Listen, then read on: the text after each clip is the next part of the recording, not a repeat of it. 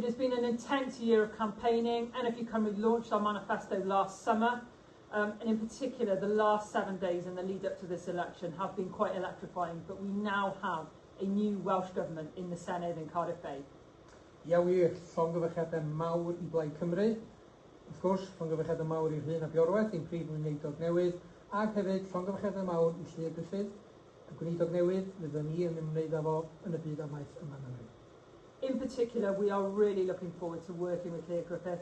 We've had a long relationship with him when he was in his former role as a shadow minister with Plaid Cymru. We've had an opportunity over that time to talk to him about many issues that are pertinent to Welsh farming, whether that's TB, water quality, sustainable farming scheme. There are so many issues out there that we are now looking forward to really getting down and having a proper conversation about what we can do to build on this.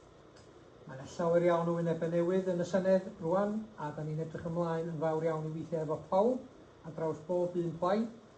Da ni hefyd yn ddiolchgar iawn I rheini na gafodd ddim ei ethol tro yma, a da ni'n diolch iddyn nhw am y gwaith maen nhw wedi gwneud yn ystod y Senedd dwytha. So now it's game on. We have got so much ambition and there is a huge amount of potential within Welsh agriculture to truly deliver for farming, for rural communities, for the communities throughout Wales.